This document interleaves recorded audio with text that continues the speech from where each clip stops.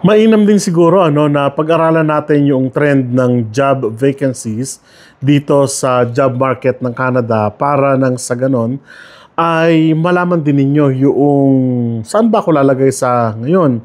Kasi marami tayong nababalitaan, marami tayong naririnig na sinasabi ng ilan na bagsak na ang job opportunity sa Canada, hindi na sila tumatanggap. Yung iba naman sinasabi tumataas o kaya naman nagkakaroon ng bagyang sabihin na nating pagtaas ng bilang ng mga tinatanggap.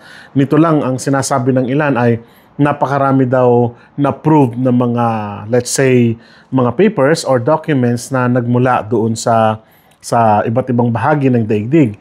So, hindi natin masiguro kung saan tayo doon, So, para na sa ganun, malinawan natin, ay pag-usapan natin yung job vacancies, yung trend, kung tawagin natin, para at least magkaalaman tayo, Ang sabi po ng Statistics Canada, job vacancies decreases in the first quarter of 2025. Job vacancies fell in the first quarter of 2025 to 524,300, So that is a negative 20,600. So ang sabi po dito, following little change in fourth quarter of 2024, year over year, job vacancies were down by 116,000 plus 18.1%. In the first quarter of 2025, the number of vacancies in the first quarter was comparable to the pre-COVID-19 pandemic average of 506,000, So, ibig sabihin, recorded from 2017 up to 2019. So, job vacancies fell both full-time, that is negative 3.4%, and part-time positions in the first quarter. And permanent positions also fell in the first quarter of 2025, while temporary positions saw little change. So, makikita po ninyo doon sa trend ng 2024 pre-pandemic, post-pandemic hanggang 2024 first quarter, makikita niyo po doon na pababa yung trend ng job vacancies dito sa Canada. Ibig sabihin, paunti ng paunti yung mga ina-apply o kaya naman paunti ng paunti yung sabihin natin yung dapat punan ng mga trabaho dito sa Canada. So, ano ang mangyayari ngayon sa future? So, pag-aralan pa po natin mabuti ito. Ayon pa rin po sa Statistics Canada, unemployment to job vacancy ratio increases. The unemployment to job vacancies ratio, the number of unemployed persons per job vacancy rose to 2.9 in the first quarter of 2025 compared to 2.8 in the fourth quarter of 2024. And 2.0 in the first quarter of 2024. So, an increase in the number of unemployed persons. So, maganda po yun, As measured by the Labor Force Survey, combined with a decrease in job vacancies, excluding territories, contributed to the year-over-year increase in the ratio recorded in the first quarter of 2025.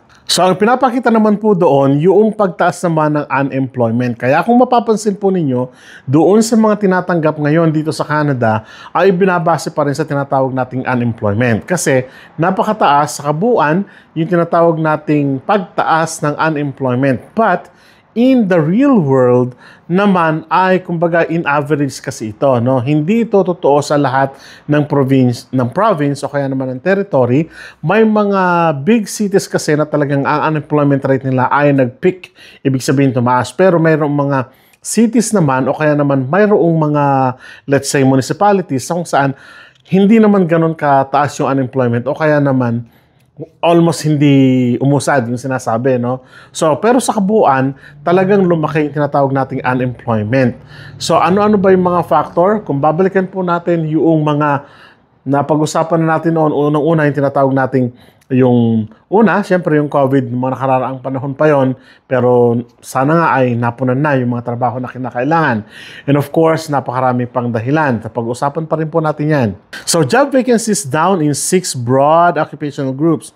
So, in the first quarter of 2025, a decrease in the job vacancies were recorded in 6 broad occupational groups. Una po, tandaan po ninyo ito, health occupations po, sales and service occupations, business and finance and administration occupations, transport and equipment operators and related occupations, natural and applied sciences and related occupations, occupations in art, culture, recreation, and sport. vacancies were little changed in the remain of 4 broad occupational groups. So yung mga binanggit natin na katulad ng sa health, sa arts, sa recreational, business administrations, and so on, ito yung direktang naapektuhan ng pagbaba ng job vacancies. Kaya kung kayo ay nandito sa ganitong position o kaya naman occupations, tignan nyo mabuti kung saan yung mga in-need na mga occupations. So, ang sinasabi po doon, it's the broad aspect of occupations. So, ibig sabihin, mayroon pang mga sub na mga works doon or sub-jobs na kung saan po pwede nyong puntahan. So, in general term lang po ito. But it doesn't mean na hindi na po sila tumatanggap ng mga nasa ganoong sector o nasa ganoong occupation. So, ang sinasabi lang po dito, yung job vacancies ay bumaba ng kaunti. No? Hindi 100% na close yung health, business administrations, sports, arts, and so on and so forth na binanggit na natin. Also, job vacancies in health occupations resume decline. So, job vacancies in health occupations fell by 5,400 to 75,100 in the first quarter following little change in the fourth quarter 2024. Over a year, vacancies in health occupations were down by 17,600 in the first quarter despite the year-over-year decline. Job vacancies in health occupations remain elevated compared to pre-pandemic levels or nasa 39,000 fourth quarter, no?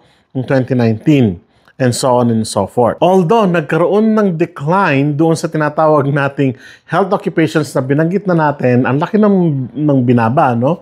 From 5,000 naging 29,000, naging 20 plus thousand yung ibinaba ng job vacancies. It's because marami sa mga hospitals ay na-fill in na po, no? So ibig sabihin nito nung pandemic, nangailangan sila ng maraming health workers, therefore, kinakailangan nila mag-post ng mga jobs ng mga provinces, public, private, hospitals, clinics, na kung saan nakikater ng mga patients. So, ibig sabihin po nito, yung itinaas noon, siya namang ibinaba sa kasalukuyan. So, ibig sabihin po nito, nakakaunti yung tinatawag nating pag-akyat ng employment in this aspect. It's because of the effect of pandemic, no? But it doesn't mean again na ito ay sarado na o kaya naman hindi na sila tumatanggap. Ang binanggit po doon, siya pa rin yung may pinakamataas na demand ng Government of Canada sa kasalukuyan is because Canada needs nurses and doctors and healthcare workers na kahit na hanggang sa kasalukuyan. Also, job vacancies in sales and service occupations at their lowest since the fourth quarter of 2016. So, job vacancies in sales and service occupations fell by 4,600 to 148,600 in the first quarter of 2025. The lowest level since the fourth quarter in 2016, despite the decreased vacancies in sales and services occupation continued to account for largest proportion of vacancies. So, of all broad occupations groups in the first quarter of 2025. So, sa sales and services naman po, ito yung pinakamalaking naapektuhan, no? Kung titignan natin yung number, napakalaki.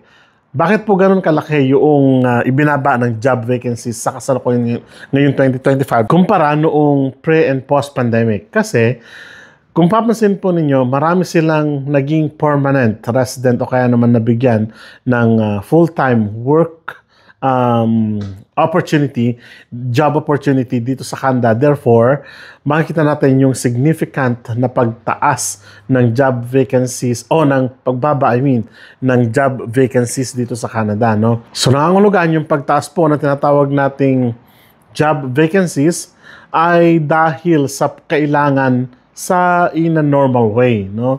Hindi katulad nung dati na kailangan ko ng job sense ng services na kung saan magre-render ng service sa akin. So, full time ko ito. So, isa sa pinakamalaki talaga na nagpataas ng tinatawag nating unemployment, it's because they had to magawin PR yung mga nauna na kaysa sa kasalukuyan. Kaya ngayon yung job vacancies ay talagang medyo bumaba ng konti. So, ibig sabihin, medyo apektado yung mga susunod na mga applicants in this sector, no? But of course, job vacancies down in 5 provinces and 1 territory, no? So, in the first quarter, job vacancies decreased in Quebec British Columbia, Alberta, Manitoba, New Brunswick, and Northwest Territories. There was little variation in the other provinces and territories. So yung mga binanggit natin tulad ng Alberta, Quebec, British Columbia, sila yung mga talagang malalaking city na kung saan direkta na apektuhan at bumaba yung tinatawag nating job vacancies nila, no?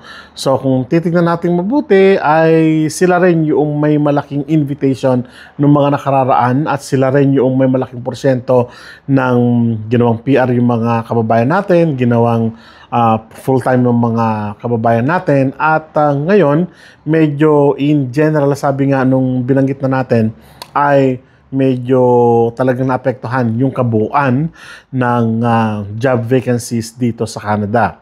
But ang katotohanan niyan doesn't mean po ba na ganun nakalaki yung hindi nila tatanggapin. Kung pagbabasehan po natin yung unemployment rate ngayon ay ganun kalaki. But it doesn't mean, again, sabi ko nga, kung i-figure natin ito, kung ipupunta natin sa number, mas malaki pa rin po yung pangailangan talaga ng Canada kaysa doon sa trend kung tawagin natin. Yun ang katotohanan.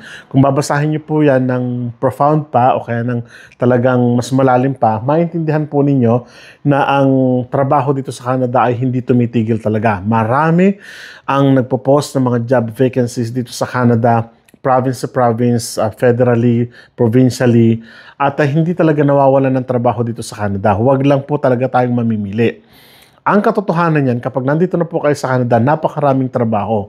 Sabi nga natin, nag-iinarte lang yung iba. Hindi ko term yun, term yung isang vlogger yun, nag-iinarte lang. So, ibig sabihin na kung siguro papala rin na makarating po kayo dito sa Canada, ay sabihin natin na may opportunity sa trabaho. Kung titignan ninyo, maraming trabaho, part-time, o kaya naman full-time, marami pa rin.